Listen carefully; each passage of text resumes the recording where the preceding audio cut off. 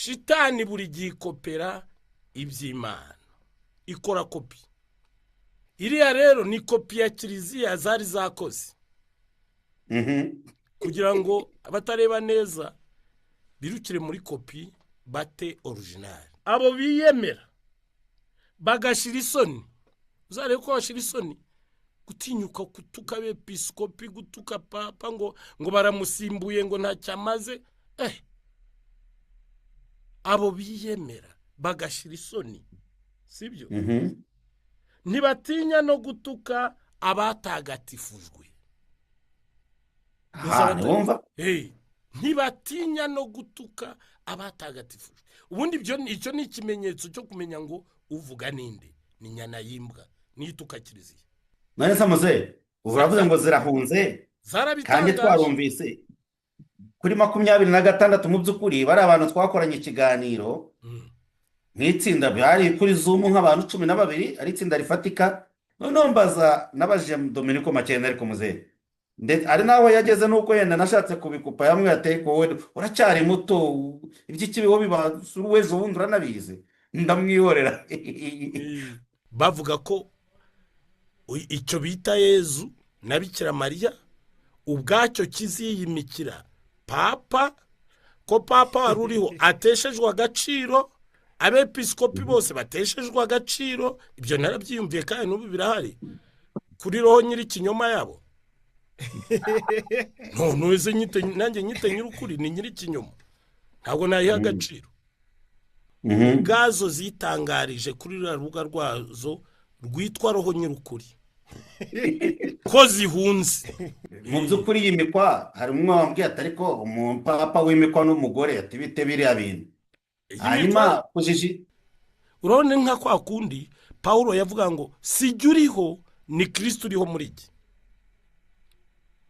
nabo sibo baba bakiriho nizo ziba ziriho muri bo.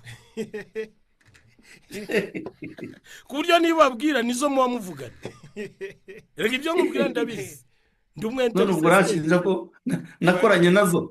Oya, mwaravuganye ntabwo mwakoranye. Mwaravuganye ntabwo mwakoranye. Twaravuganye ntabwo twakoranye.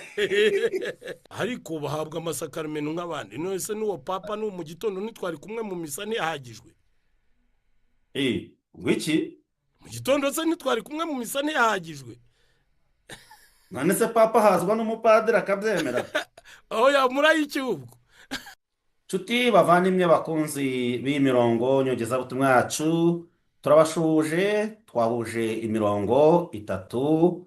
Hari umurongo urumuri rumurikira isi TV, hari Emi Pro, hanyuma hakaba na Mondere Dominique. Ni mu rwego rw'ubufatanye nk'uko kiliziya dushishikariza n'iyogezabutumwa dukora. Umuntu yakora ari umwe aba ari umwe, ariko abishyize hamwe burya ngo nta kibananira. Nyuma y'uko habaye muri iyi minsi ibyiswe ngo n'iyimikwa ry'umupapa i Rwanda, hari uburyo abantu batubaje ibibazo, dore ko twari twakoze ibiganiro haba ku ruhande rw'iyi mirongo tuvuze yindi ndetse n'iwanjye. Ntabwo rero twahise twihutira gusubiza, twabanje kureba uko hirya no hino biri kuvugwaho ndetse n'ibibazo byanyu mu makomanteri turayasoma. Ubu rero turagira ngo ikituzanye muri kino kiganiro ni ugusubiza ibyo bibazo muri kwibaza, bamwe b'imitima yoroheje. Navuga ko hari uburyo hari ahantu byabasize. Ubu rero tukaba tugiye kuvuga isengesho, hanyuma nyuma yaho ndetse mushobora kuba tutanaziranye rimwe na rimwe, buri umwe muri twe abanze muri make agira icyo uburyo yivuga, hanyuma twinjire mu kiganiro. Ndabashishikariza gukurikira neza kandi ndabasezeranya ko muza gusubizwa bimwe mu bibazo muri kwibaza ku byiswe iyimikwa ry'ubupapa. Ku izina ry'Imana Data na Mwana na Roho Mutagatifu, amen. Turagushimiye Nyagasani Imana yacu, tugushimiye kubw'uyu mwanya waduhaye, tugushimiye kubw'abatumirwa turi kumwe hano, ndetse tugushimiye kubw'abakurikira iyi kiganiro, iyi nyigisho. Ni wowe wabararitse, ni wowe wabahamagaye, ntabwo ari twe twabahamagaye. ibyo tuza kuganira hano byose rero bimurikire ubwenge bwabo, bimurikire ukwemera kwabo, bityo koko bashobore kubaho bari mu murongo muzima, umurongo nyakuri nyagasani Yezu Kristo wifuza. Komeza ubane natwe, Roho Mutagatifu wawe atwiyoborere muri kino kiganiro, kugira ngo ibyo tuza kuvuga bibe byubaka abavandimwe bacu. Tubigusabye tubinyujije ku buvunyi bw'umubyeyi Bikira Mariya umwamikazi wa Kibeho. Amen. Ushobora byose nabaho umugisha Imana Data na Mwana na Roho Mutagatifu. Amen.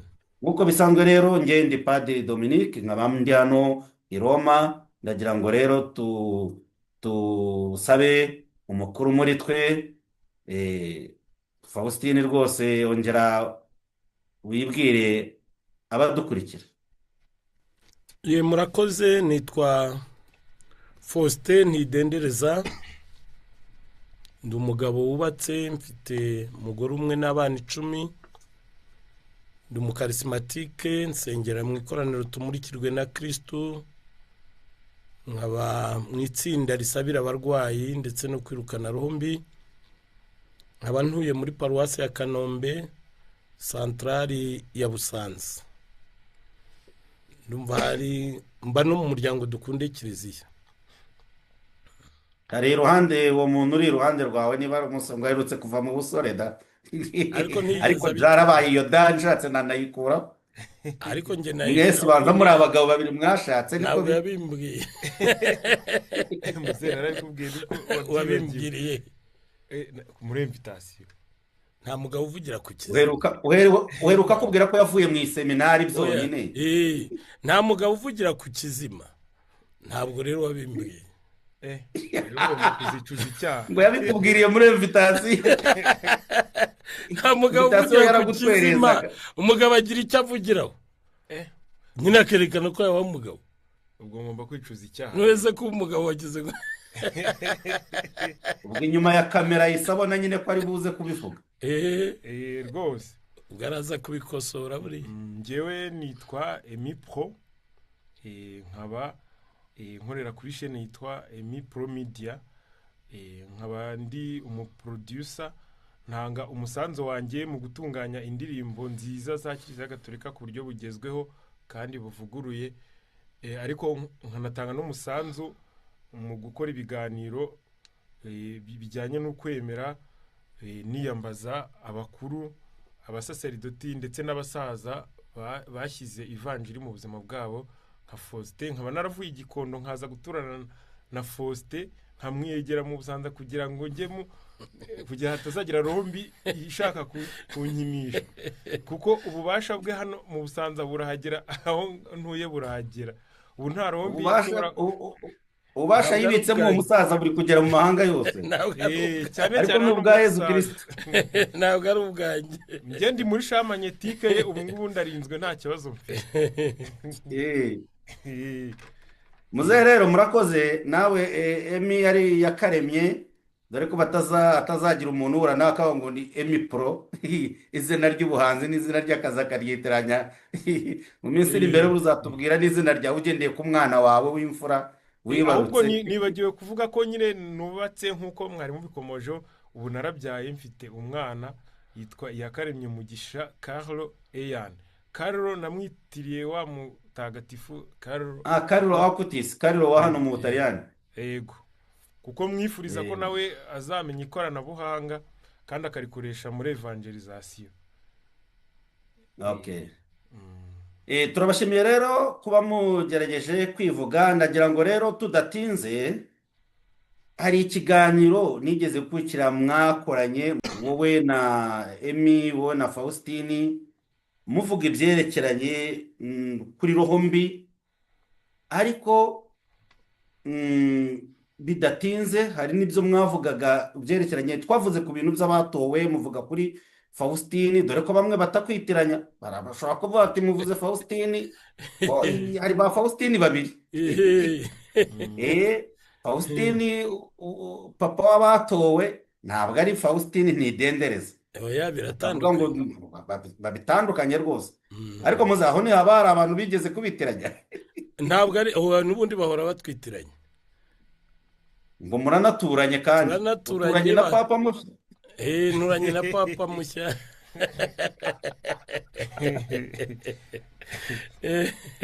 nanjye nigeze nkora ikiganiro barambwira ngo ko umuzehe Faustin nari nzi ko twari tuzi ko muri inshuti umuntu akorana ibiganiro byiza none utangiye kumusebya kumbi bari bamwitiranyije ko twavugaga kuri uwo Faustin papa w'abatowe tuvuga kuri ibyo bya kiliziya nshya ayoboye ubwo ariko abantu barabyumvise ko mutandukanye.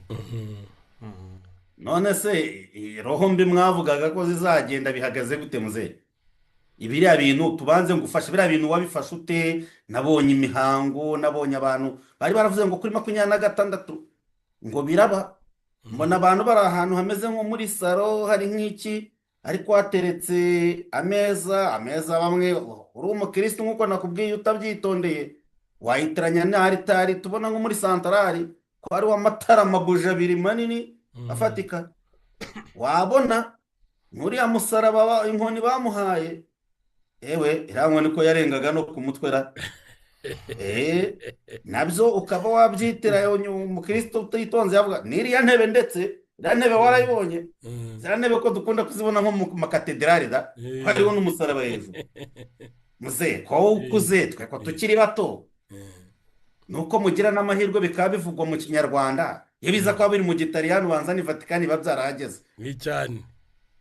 ariko twagize amahirwe biri kuvugwa mu rurimi rwanyu iyo ngiyo ari narwo rurimi dusangiye. biriya bintu muzehe kudukuriye kuwabonye byinshi kuko umaze imyaka myinshi, mbere yuko mbaza n'ibibazo byinshi biriya bintu u Rwanda wabyakiriye ute? biriya nta kidasanzwe kirimo. muzehe ngo nta kidasanzwe? nta na kimwe, nta na kimwe, kuko urabona kuva ukwemera gutangira nta gihe biriya bitabayeho. Imana yohereje Musa gukura abayisiraheli mu Misiri, yaramubaje iti ufite iki mu ntoki? ati mfite inkoni. iramubwira iti yijugunya hasi. ayijugunya hasi ihinduka inzoka. aramubwira ati yifate.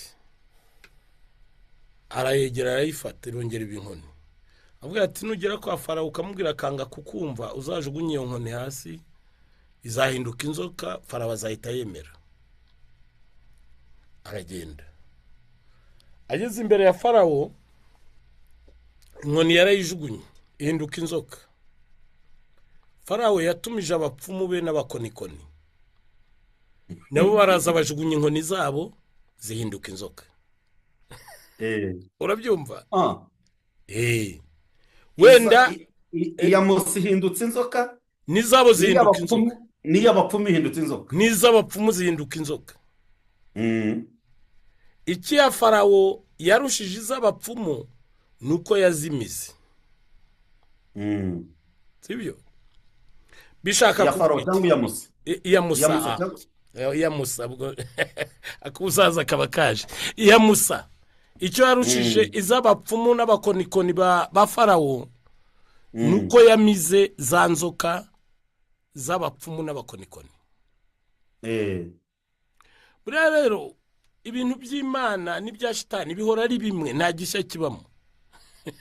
none ubwo ushatse kuvuga ko biri ari ibya shitani se bakoze? ni ibya shitani, byo ndabihamya.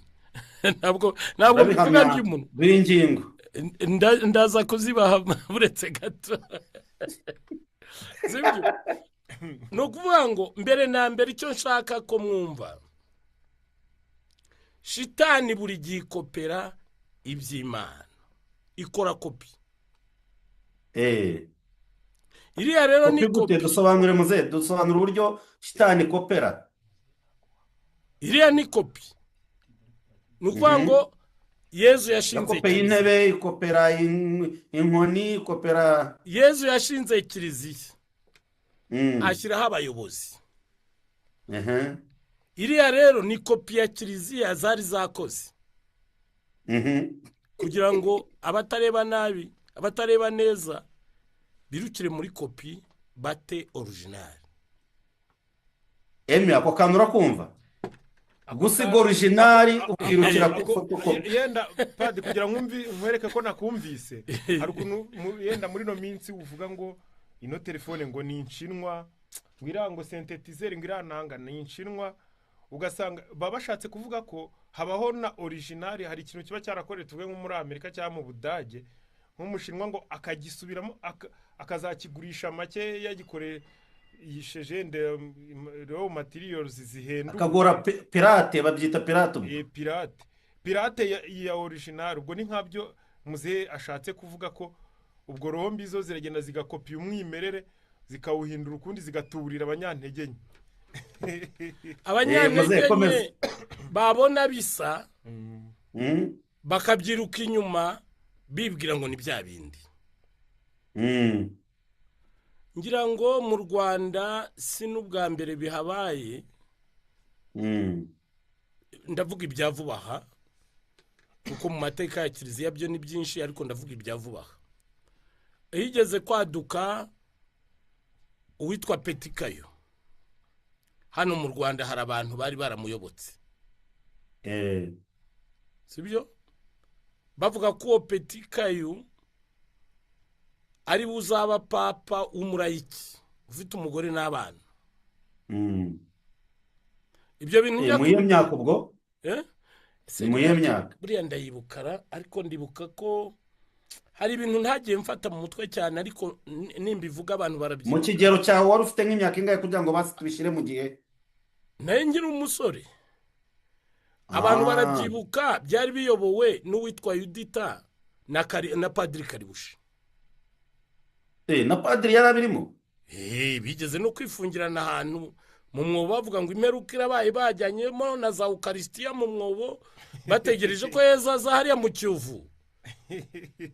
Reka muri abana ibyo bintu ntabwo mubizi, ariko kiliziya yo mu Rwanda irabizi. Niyo mpamvu uri kwavuga ngo ntibyagukanze, ntabwo ari bishya. Hoya, ntabwo ari bishya ntabwo ari bishya, biriya ni ibintu bisanzwe, urumva? Noneho icyo gihe baraje barahinduriza bavuga ko icyo gihe batubwiraga ko ndibuka nanjye bankozeho ubutumwa, batubwira ko karisimatike yayobye, ku bintu byose byayobye, kwa padiri bose bayobye, uretse Karibushi wenyine ko ariwe mupadiri usigaye ku isi, urumva? Ibyo kiliziya y'u Rwanda ndumva ibizi, n'abakristu barabizi, urumva? Bibaho birahinda. njya kubimenya twagiye Kibeho n'amaguru, tujyana n'abo bantu tutabazi. Ikica abantu rero baba bazi gupanga amasengesho, hahandi basenga ukibaza ariko ndi umukristu, ndi umupagani, ndiki? Urumva nari umukarisimatike. Kugera Kibeho twagendaga iminsi 3, twakurikiye hari Nyamirambo. Turagenda umunsi wa mbere, umunsi wa kabiri bari bamaze kudufatisha. Ku munsi wa gatatu rero nibwo batangiye kutubwira ibya Petit Kayo. Batubwira ko Petit Kayo ari papa, nako ari umurayiki ufite umugore n'abana, ariko akazasimbura papa, akaba ari we uzarwana intambara ya nyuma na shitani. Batuba abantu barimo bariyandikisha, nimutiyandikisha vuba birabacikanye. Ko iyo babivugaga wumvaga nta n'icyumweru gishira bitabaye, nyine wabaga ugahinda umushyitsi. Batubwira turabaza, none se dutangira kubatereta, nyabuna se umuntu yiyandikisha dukora iki tubigenze gute? nka kwa kundi numwe bazibazaga Petero yarigishaga nyuma yaho abigishije bati dukora iki? Bati rwose umuntu ariyandikisha, tukabyohereza kwa Petit Kayo. Iyo bigezeyo Petit Kayo akoherereza nimero yawe, akakohereza n'izina ry'umutagatifu uzajya wiyambaza. Ubwo bari bikoreye amabuji yo kujya guhesha umugisha Kibeho n'ibibiriti, ko baratubwira ko hazabaho amajoro 3 y'umwijima. Kw'icyo gihe nta kintu kizamurika uretse icyahawe umugisha. Sibyo? kwa kundi wavuze ngo gukopera iby'Imana Eh, ya minsi 3 Yesu yamaze mu mva ya minsi eh, 3 nyine shitani nabo ikopera bafata iby'Imana. 3. Buri gihe ikopera iby'Imana. Biriya ni ibintu bisanzwe. Sinzi impamvu abantu batabyumva. Ni ibintu bisanzwe. Nuko ubwo bari baduteye ubwoba batubwira bati ayo majoro natangira hanze hazaba hari amashitani menshi, muzashyira ibiringiti by'umukara mu madirishya kugira ngo mutareba hanze, ntihazagire ukingura urugi, uzakingura bizahita bimutwara. Ibintu biteye ubwoba. Nuko ndibuka twaragiye twaraye Kibeho, mu gitondo tujya kuvoma amazi yo gukaraba, tugenda tubisubiramo. Twara bagabo batanu, nari umusore n'abandi bagabo twari batanu, turira twibaza ubuse turabigenza gute ko ibintu biducikiyeho, aho twari turi harayobye, kwa Peti Kayu ntituragerayo, ubuse turabigenza gute? Turagenda tugeze ku iriba, ndabyibuka twavuze tuti rero tujye mu ibonekerwa, reka ibintu tubibaze Bikira Mariya. Twarapfukamye turi abagabo batanu dusaba Bikira Mariya ikintu kimwe, niba uri umubyeyi koko urabona ukuntu duhangayitse, twataye umutwe, turashaka kuduha igisubizo kuri ibi bintu. Tuvoma amazi, turagenda turakaraba. Icyo gihe amabonekerwa yatangiraga mu masaha 10, tujya mu ibonekerwa.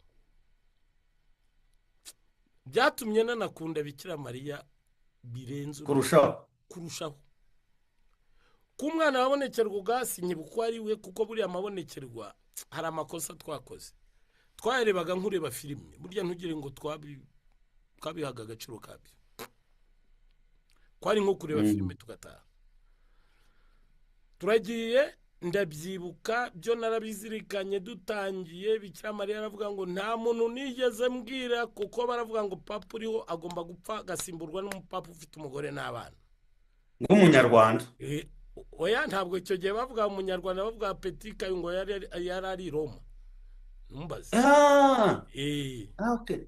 Ariko ubwo aba banyarwanda babigishaga ibya Peti Kayu bari nk'abayoboke be. Bari abayoboke be. Byari itsinda rinini cyane. Bari bibumbiye mu cyo bitaga Muvoma Mariyari, ko nyuma baje gucika mu bice bibiri. Ko muri Muvoma Mariyari haberagamo amabonekerwa atabarika icyo gihe, urabyumva? Noneho ibonekerwa ritangiye, ikintu cyadushimishije, Bikira Mariya yavuze ati nta muntu nigeze mbwira ko papa uriho azapfa agasimburwa n'umupapa ufite umugore n'abana. Nta muntu nigeze mbwira ko hazabaho amajoro y'umwijima. Sinibuka icya gatatu. Icya kane aravuga ngo bana banjye, ndi umubyeyi, sintera ubwoba. Ibyo muzajya mwumva bitera ubwoba byose sijye bikomokaho. Twarishimye, turabyina, ba bandi bibuje n'ibibiriti babura aho babijugunya. Nuko nabirokotse, kuko nanjye nari kubigenderamo. Nuko nabirokotse. Warimo uvuga rero ko atari bishya, niyo mpamvu warushe nk'uduha urwo rugendo. Ni nama yire wamagane kuba turi kuvugana n'umuntu wagiye ikibeho, nubwo uvuze uti abantu bakirya gihe bamwe barjyagayo nko kureba filime. Kwari nko kureba filime. Kuko impamvu kwari nko kureba filime, ibyo Bikira Mariya yatubwiraga ntabwo twabikoraga. Abo mukongera mukagaruka kumva ndimo abonekerwa n'ibya mbere mutabikoze. N'ibya mbere tutabikoze. Noneho rero ibya nkomeze kuri kopi, ibonekerwa ry'ikibeho ritangiye. Shitani yakoresheje amabonekerwa muri iki gihugu hafi ya hose. Hafi ya hose habaye amabonekerwa. None abantu baracanganyukirwa, bakayoberwa ibonekerwa ry'ukuri. Nubwo Bikira Mariya yabonekeraga ikibeho, icoko hari undi witwaga Mukiza. Sibyo? Yaramburiraga umuntu w'ikiganza gutya, akavuga ndakuramutsa Mariya 3, dawe uri mu ijuru 3, niba ari n'ikimuga agahita haguruka. Bari baramwise Mukiza. icyo kintu Faustin, icyo kintu abantu badukurikiye, nkeka ko na padiri Apolineri yigeze kukivugaho, avuga ku muntu wakurikiye Pawulo ariko wari uwa shitani kandi agakora igitangaza kigakoreka cyane. Shitani ze nikora kugira ngo umukristo abyumve neza, kuko umuntu yaza akaba ngo yirukanye nk'ikintu akoze igitangaza akabona kirafatika, ntibivuga ko ari uw'Imana. oya, none se padiri, reka nkwereke ibyo bintu Yezu ubwe yarabitubwiye, ahubwo sinzi impamvu tubigwamo, kandi Yezu nta kintu na kimwe atatubwiye. urebe ivanjiri yanditswe na mutagatifu Matayo, umutwe wa 24, guhera ku murongo wa 23 ugeze 25. umva icyo Yezu atubwira.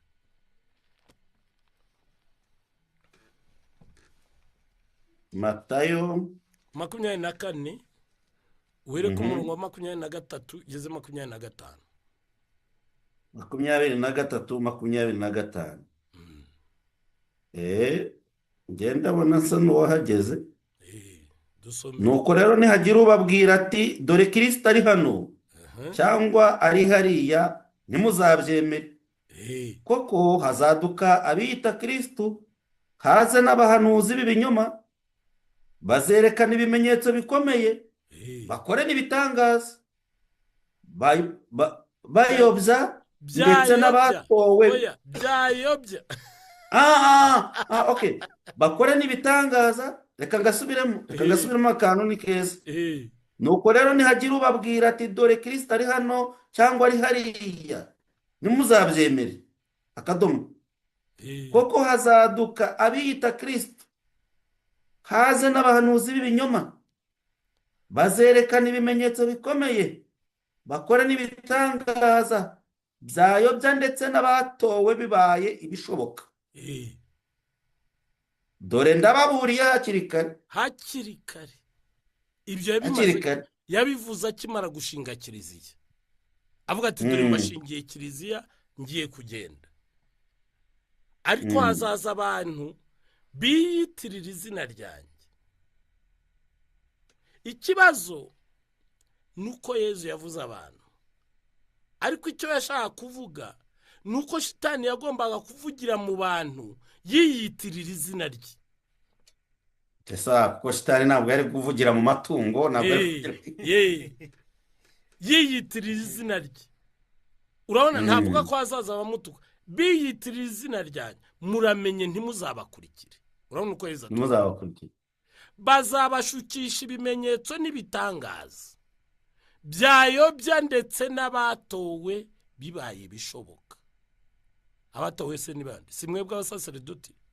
Nawe wabonye se wakurikiye iyo nyana hariya nyine bamuramwa wari mu padiri yiyita Yezu, na mupadiri wabonye wayikurikiye? Erega Yezu ibyo yavuze ntugire ngo yarakinaga. Yezu yarazi ibyo avuga, byayobya ndetse n'abatowe bibaye bishoboka. Kandi iriya disikuru yabaga ireba cyane cyane abigishwa, intumwa ze. Sibo yabwiraga se? Sibo yabwiraga.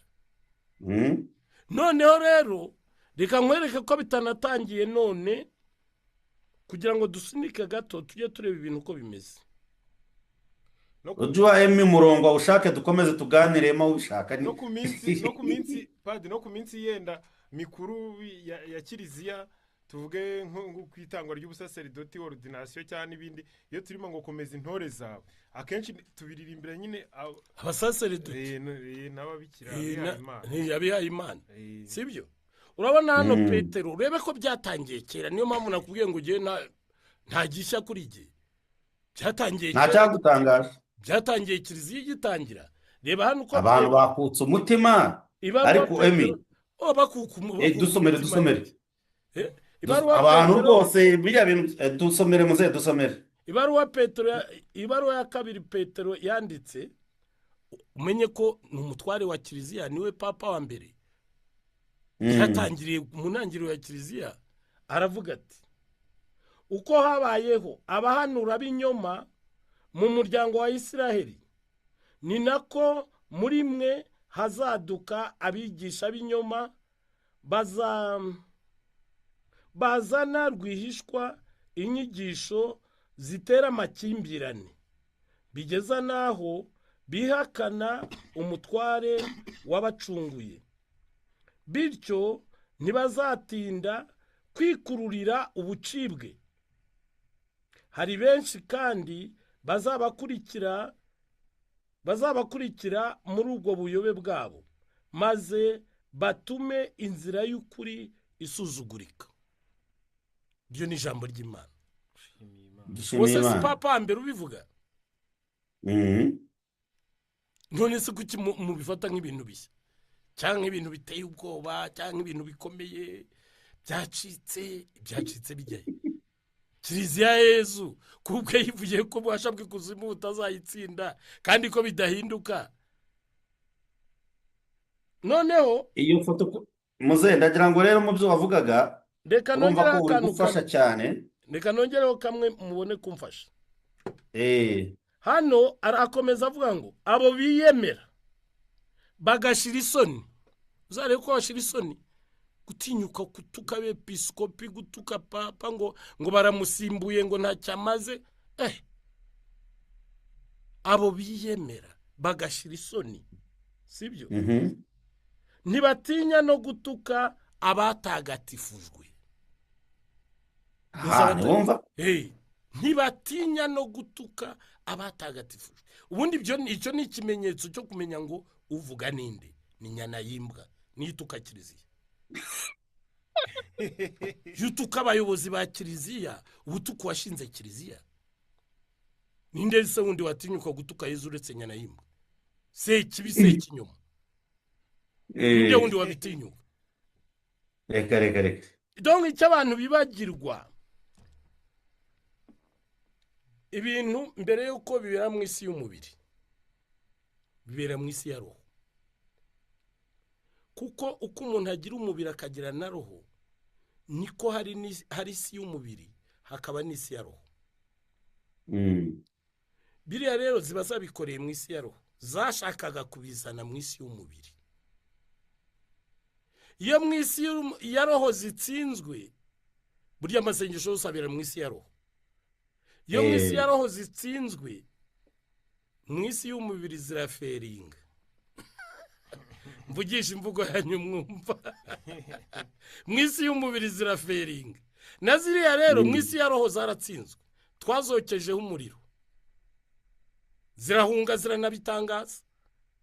None se muze uravuze ngo zirahunze kandi twarumvise kuri 26 mu by'ukuri bari abantu twakoranye ikiganiro nk'itsinda byari kuri Zoom nk'abantu 12 ari itsinda rifatika. Nditega amatwi ndaryumva baravuga rwose. Hari na bamwe bangaye ngo ntabwo nari mvuga cyane ngo baranganje, ariko icyo nari ngamije kwari kugira ngo mbanze numve ko burya ntabwo watanga igitekerezo tumvise neza. Abantu 12 nka Paulo mutagatifu niwe wavuze ngo iyo ngeze mu banyantege nke mba umunyantege nke kugira ngo mbone uko mbigarurira. Nawe rero nicyo wakoze. Hariya naragushimye rwose, ibyo wakoze wabikoze neza. Komeza. None nagira ngo nibaze uriya munsi mu kiganiro nabajije witwa Dominico Makere, kandi nawe ubanza ari mu kigero cyawe, nawe aravuga ati Kibeho nari impari nkuko nawe uvuga ngo wari uhari. Ese wabahoze ari babizi rwose, yarahari naramubonaga ari umuntu. Ariko nkuko bivuze uravuze ati hejuru y'abantu 3 Kiliziya yemeje, ariko ati kirya gihe abantu nuko ijuru ryarimo rukora ni ruhande shitani nawe yari mikora ifite imbaraga nayo iri gukora. Ababonekewe banza ni benshi cyane. We rero abatuwe bemera ko ngo ubuhanuzi bw'Ikibeho bugikorwa bizana n'uyu munsi, ndetse ntabwo ari ngo Bikira Mariya gusa na Yezu na Mariya ngo nibo bari kubonekera abanyarwanda kugira ngo abadukurikira batumvise ibiganiro bya mbere. Ubwo ndi gusa n'ukora karezime kugira ngo mbone ko ngumaze neza. Ati kandi batoye u Rwanda, muribuka ko u Rwanda ngo rweguriwe Kristo Umwami, ubutumwa bwabereye Ikibeho ntabwo bwubahirijwe. U Rwanda rwegurirwa Kristo ntabwo twarabisuzuguye. None ubu ngubu ijuru ngo ryaraturakariye cyane, turi ku burakari, ariko kandi rirashaka kuduha amahirwe binyuze mu batowe riyatsinda. ngo u Rwanda rugiye kuba akarorero k'amahanga. Ihera i Rwanda nk'uko ibya Yezu Kristo Kiliziya turimo yahereye i Yerusalemu igakwira ku isi yose. noneho ngo bigiye kuba imbusane kubera ko ngo iby'i Yerusalemu byarafeyarinze byarafeyarinze, Imana igiye guhera i Rwanda, noneho ngo bikomeze byago. Noneho mbaza nabajije Dominiko Makena, ariko muzehe ndetse ari nawe yageze nuko yenda nashatse kubikupa, yamwe yateye ko wowe uracyari muto, iby'ikibiho biba w'ejo bundi uranabizi, ndamwihorera none arambwira ati, ndamubaze ndetse muzehe, ibi bintu muri kuvuga biri bube kuri 26 z'ukwa kane nibitaba biragenda gute? dore ko muri bo mu kamemu nk'uko wahoze ubivuga harimo bafitemo ngo abapadiri, bafitemo ngo ababikira. Teofili yatubwiye ko ari n'umubikira waranje kubisezeramo, wamuhamagaye ari kurira abantu benshi. Mu by'ukuri kuri 26 ukurikije ubwo buhanuzi ko byatangiye mbere cyane, ngo bari biteze ibitangaza bikomeye. Nanjye maze guhamagarwa n'abantu benshi bavuga bati, pade, ibintu twari twiteze ko tutabibonye, mbese burya mwari mwaranye no kubyitega? Kwa kundi wahoze uvuga ati hari n'igihe abantu bakurikira ibitari ngombwa. Hari abantu bari barataye n'igihe cyabo barabyitega. Uyu munsi rero muzehe yarambwiye Makera ati, nibitaba turaba dutsinzwe, hagiye kuba kiliziya nshya, ubuzima bushya, u Rwanda rushya. Erega ibyo bavuga ubyitondeye no mu ruhande rwa politiki ubanza byinjiramo. Ubu rero nagira nkubaze, byarabaye kuri wowe, wabibonye ute? Byarabaye, wari uvuze ngo erega ngo shitani zarahunze. ndabisubiza ku buryo bubiri. Icya mbere nari natangiye kukivuga, tumaze kuzihata umuriro, kuko urabona iyo abantu bumvise ibintu nka biriya, reka dore uko shitani imeze. Wabikoze cyagiye muri cya kiganiro wakoranye na Emeni ryari mwazihasa umuriro? Reka mbanze mbabwire uko shitani imeze. Shitani imeze nk'umuntu uzi gukora umushinga neza, ariko adafite amafaranga. Urabyumva? Umushinga akawunoza, akawujyana kuri banki cyangwa ku bandi bashoramari, babona ukoze neza bakamuha amafaranga, akagenda akawukora, ariko atazishyura.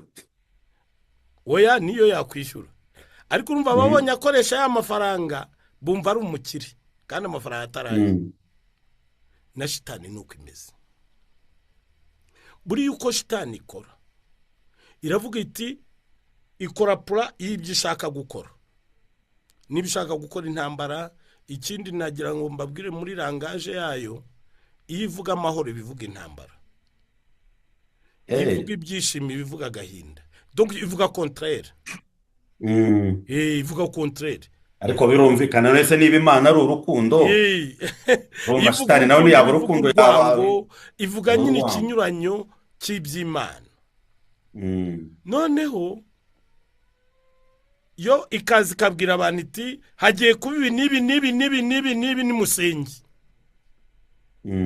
Babandi b'indangare, babandi baba mu Kigali, kuko hari abantu tugira bibira mu Kigali batazi ko bwakeye, bameze nk'impumyi zikabakaba ku kibambazi, bakajya ku mavi bagasenga kubera ubwoba, bavuga ati ibi bintu bizatuma rareka dusenge. Ya masengesho yabo niyikuramo imbaraga zo kubishyira mu bikorwa, sibyo? Yego. Niyikuramo imbaraga zo kubishyira mu bikorwa. Nakubwiye mu kiganiro gishize yuko twatangiye guhura n'izo zikomeye muri 2003. Tumaze kuvumbura ayo mayeri, iyo zatangiye kuvuga ngo ibi nibi bigiye kuba, ibi nibi bigiye kuba, kuko tuzi yuko ziri bukura imbaraga muri ya masengesho y'aba bantu, dutangira kurimbura ububasha zavanyeyo, ba bantu bagategereza bagaheba. Icyo rero nicyo cyabaye, twarabirimbuye. Tumaze kubirimbura, mwakoze isengesho se? Isengesho ryo kubisengera twararikoze, sininshuri imwe sinebyiri. Nuko ngo mwe mwamenye buriya buhanuzi, nge nari mumenye vuba ibyitwa ubuhanuzi, ibyitwa nge nari mumenye. Nuko ngo wari umaze iminsi ubizi. Biriya ni ibintu bimaze igihe. Bo noneho zimaze gutsindwa mu isi ya roho, gazo zitangarije kuri rubuga rwazo rwitwa Roho Nyirukuri ko zihunze. ariko iriya si roho nibyo nyir'ukuri, ni roho y'ikinyoma itaza kugira ngo nayiha ntibavuga agaciro. ko utukanye Oya, ututse cano y'abandi. n'ubundi baravuze ngo natutse roho mutagatifu niko bavuze. Eh. none ubwazo muzajyeho muzabihasanga zivuga ko zihunze, ni kuri cano yabo. zimaze kuvuga ko zihunze rero, umurongo urimo arawufite yari kutwumvisha tugaseka. aze arebe kuri cano yabo, wenda bidukinire turaza kubyumva. zimaze kuvuga ko zihunze, njye narabyumvise, ubwo deja zari zamaze gutsindwa. nibwo rero ibyo zagombaga gukora birazinanira, cyokora zishuka abantu ngo bakora, niba ngo ari isabukuru, niba ngo ari iki, ibyo kwimika papa ntabwo byashoboka kuko zari zatsinzwe. none zari kumwimika ko zari zahunze, yari kwimikwa. aho rero niho naringiye kukubaza, genda kururumva ndi Roma, wowe uri kuri tere yaho. genda kuri tere, none ngo byabereye no mu papa Busanza. turaturanye, byabereye no mu Busanza. urumva ahubwo wavamo umutangabuhamya muzima. mu by'ukuri yimikwa, hari umwe wambwiye ati ariko umupapa wimikwa n'umugore, ati bite biriya bintu. hanyuma yimikwa nta kujijisha byabaye, ndi kuvuga nyine. bamuhaye ishapure. nta nubwo wayita inkoni, kuriya si inkoni y'ubushumba, ni ikibando. kandi iriho umusaraba wa Yezu. hari umutagatifu umwe simwibuka uwo ari we, noneho mu itotezwa rya kiliziya simwibuka, ariko ubwo mu mateka mwe mwiga amateka uraza kumwibuka. mu itotezwa rya kiliziya umwami aramugerageza, avuga ati ngiye kumutumira, mushushanye imisaraba aho agomba kwinjirira. nabona imisaraba akanga kwinjira, ndamwica ko yansuzuguye. nakandagira imisaraba, ndamushinja yuko yasuzuguye umwami we. urimo urabyumva? yego. ndaraza aritambukira, arigendera kuri ya misaraba, ageze imbere y'umwami ati ko wakandagiye imisaraba? amubwira ati ariko imisaraba nakandagiye nta wa Yezu urimo. nuriya rero ntabwo ari uwa Yezu. uriya musaraba ntabwo ati no, imisaraba nakandagiye nta wa Yezu urimo. ntabwo imisaraba yose ari iya Yezu. reka kuri Karuvariyo hari imisaraba 3, ntabwo hari uwa Yezu wonyine. muze uri umuhanga. niko kantu rwose hari n'uwari uriho Dismas, hari n'uwari kuri Karuvariyo hari imisaraba ingahe? ariko padi rwose hari igihe muvuga ibintu bikaza. kuri Karuvariyo hari imisaraba ingahe? ngiye mba ndi kukubaza kugira ngo abankurikira nyine mba ngomba kukubaza nyine. hari imisaraba 3. kantu uvuze ni akantu k'ubwenge. kuri Karuvariyo hari imisaraba 3, ariko umusaraba w'ukuri wadukijije n'umwe gusa, n'umwe wa Yezu. ntabwo rero imisaraba yose ari iya Yezu. ntabwo ari iya Yezu. tugomba kumenya umusaraba wa Yezu yawusigiye kiliziya ye. uwitandukanije na kiliziya ye, icyo atwara si umusaraba wa Yezu. wenda atwara uwa Dismas cyangwa uwande simbizi, ariko si uwa Yezu. uwa Yezu uri muri iriya ntebe muze, iriya ntebe nayo abakirisitu ko bashobora kujijishwa. intebe iri hejuru yari ifite ni harya handi hasi bayita ngo iki intebe n'umusaraba hejuru. iriya ntebe nta nubwo ari kiliziya zisanzwe ziyigira iriya ntebe. intebe n'ububasha ni ibintu bitandukanye. ishobora no kuba n'iya diyama, ishobora no kuba n'iya zahabu, ariko nta bubasha. harimo ububasha bwande. ni muri ya fotokopi wowe uvuga. icyo ndeba ni fotokopi ikomeza. kuko agaciro ntabwo kaba mu ntebe, agaciro kaba mu bubasha bw'uyicaraho, bw'uyicayeho, wayihawe. neza ari mu buhe bubasha? si ubwa nyina y'imbwa.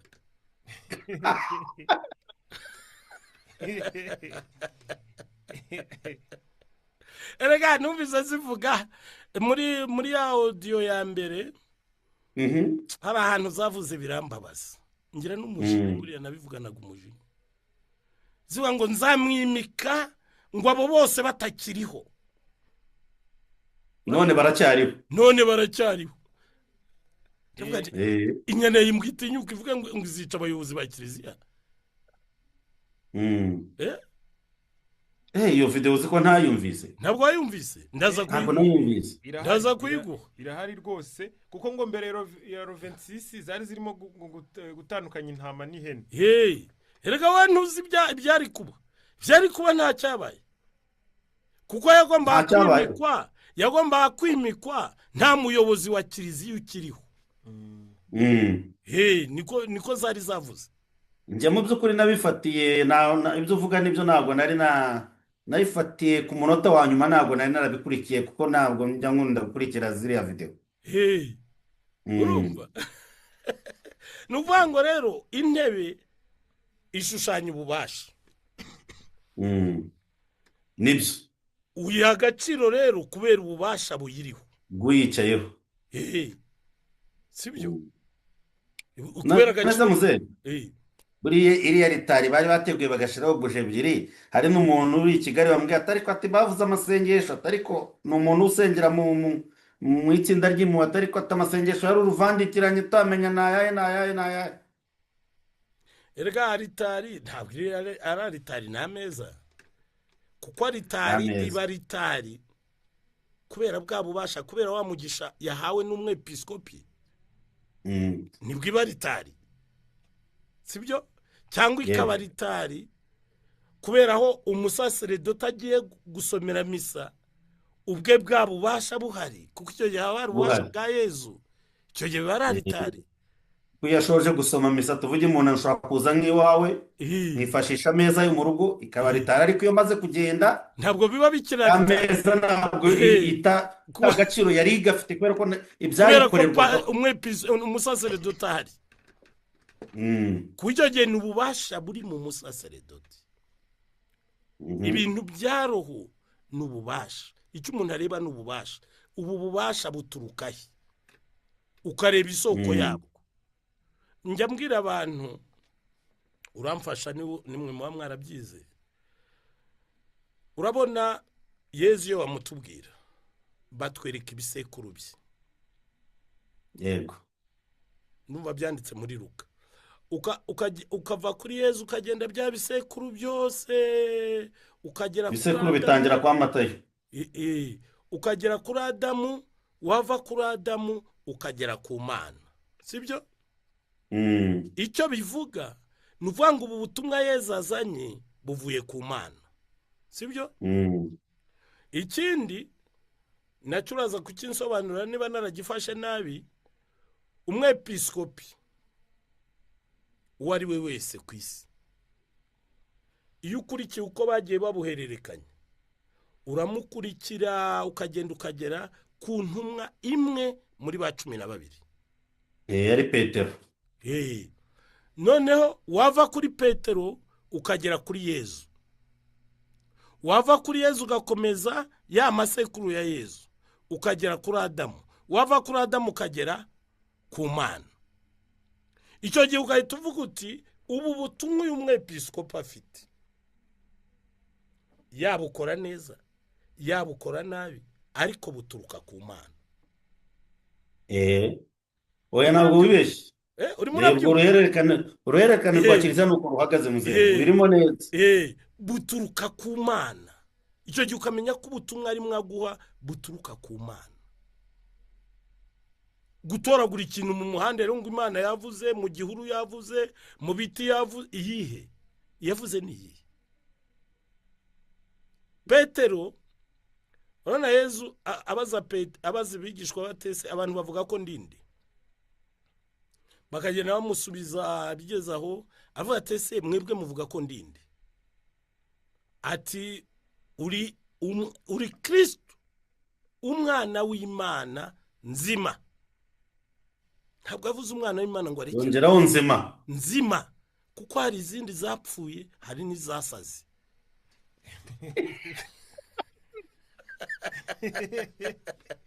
ugomba rero kumenya ngo Imana ukurikiye ni iyihe, niyapfuye cyane niyasaze cyane Imana nzima. ako kantu uvuze niko muzehe. Imana nzima rero igira amateka yayo azwi asobanutse, ntabwo ari ivugira mu gihuru, ntabwo ari gusanga mu gitanda ngo ikubuze gusinzira ngo kanguka nkubwire, ntabwo ari ivugira no. Nese muze buriya ibyo abantu bari biteze ko bitabaye, kandi uriya ari musaza kuba guteze kandi zararindagiye. nyine ko yavugaga ngo warabatsinzwe, ubu yakwemera ko yatsinzwe cyangwa arimo guhanyanyaza mwamwe musenga mu kwirukana roho mbi? Nyuma yaho niki cyakurikiyeho? Ziracyahanyanyaje ibyo uri kwita ngo roho mbi niki cyangwa? Reka nkubwire padi, bariya bantu ni abavandimwe bacu, mujye mubasabira. Mwebwe wenda mushobora kuvuga ngo ni abatekamutwe, ni abafungamutwe, ni biki, abantu bakabavugaho byinshi, ariko jyewe si uko mbavuga. Ni abavandimwe bacu bagize ibyago, kuko iyo shitani yakugizeho ububasha niyobora ubwenge bwawe, ko shitani ishobora kuguha ubwigenge nk'Imana. Ku Mana turigenga, nshobora kuyemera, nshobora no kwihakana, nshobora no gukora ibyo nshaka, niko Imana imeze. Ariko shitani iyo yagize amahirwe yo kugucakira wayicika, ntishobora kukwemerera ko wigenga. Mushobora kuvuga ngo murababwira ntibumve, ariko si bo mubamubwira, mumubwira cya kindi cyabashyize muri prison. Ahubwo ni ukubasabira kugira ngo babohoke, kuko bo baba badahari. Urabona nka kwa kundi Pawulo yavuga ngo sijya uriho, ni Kristo uriho muri jye. Nabo si bo baba bakiriho, nizo ziba ziriho muri bo. Ku buryo niba babwira nizo muba muvugana. Reka ibyo nkubwira ndabizi, ndi umwenda. None ubwo urashinja ko nakoranye nazo? Oya, mwaravuganye ntabwo mwakoranye. Mwaravuganye ntabwo mwakoranye. Twaravuganye ntabwo twakoranye. Ariko Emi, bumvise yavuga umusaza yavuze ati iyo utaramenya gukoresha amagambo nta kazi kawe ati. Urumva ko ukunda azi gupima amagambo. None se utazi gukoresha amagambo ntabwo wayicika.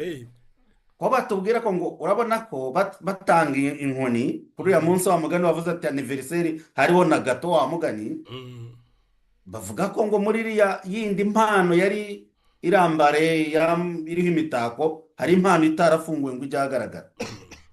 Mu by'ukuri ngo hari uburyo bapangaga imihango uko izakorwa. Nyuma yaho niba ariko ku byo wavuze ati twarazirukanye rega turazitesha mbere, nyuma yaho ngo baza kubona ko ibintu bitari bya bindi, ngo baravuga bati tubikoze gutya ntabwo twakira abantu, reka tugabanye ubukana bw'ibyo twari bukore, reka twitangirira ntebe, abantu ntabwo bari bumenye iby'intebe iyo ari byo cyane, n'inkoni n'ishapure, atari ko kumwambika ingofero n'amakanzu n'iki, ati bishobora kuza kuturaburiza cyane. Ibyo bintu waba warabyumvise? Ibyo narabyumvise. Ibyo bateganyaga batabikoze neza. Ko batabikoze, ibyo narabyumvise. Ariko nyine bifite icyo bihamya. Birahamya nyine ko zari zahunze nk'uko zabyivugiye, nta zari zihari. Ko mu isi ya roho umuhango n'ububasha. Iyo umuhango utakozwe nta bubasha buba buhari. Niyo mpamvu wenda ndaguha urugero, uzarebe uko mutura igitambo. Ntabwo wavuga ngo ibi bibiri reka mbe mbikuyemo, ntabwo waba watuye igitambo. Ntabwo kiba cyabaye. Ntabwo kiba cyabaye. Urebe uko mutanga batisimu. Ntabwo wavuga ngo umwana ndamusukaho amazi gusa, amavuta n'iki ngo ndabireka kubera impamvu runaka. Ntabwo icyo gihe batisimu yaba yabaye. Mu isi ya roho ibimenyetso bifite n'ububasha. Isi ya roho igizwe n'ububasha. Ububasha ni ibimenyetso. Ibimenyetso bitabaye nta bubasha, ntabwo yimitse. Ibimenyetso bari basezeranyije ibimenyetso ntabyo. Ntabwo yimitswe rero, nta byabaye. Nta byabaye. Nta byabaye. Imyenda niyo bayika mu kabati nta kivuze. None se ubu ngubu yenda wowe wari uzi ko yenda uri mu Rwanda bari ahantu basengeraga, kuko hari nk'ahantu nabonye ku rubuga abantu bavuga ati bano bari abantu bamwe ko bahazwaga natwe. Hari amakuru waba ubafiteho yandi nyuma y'uriya munsi n'ibiti. bo urabona navuga ngo bamaze kunanira kiliziya,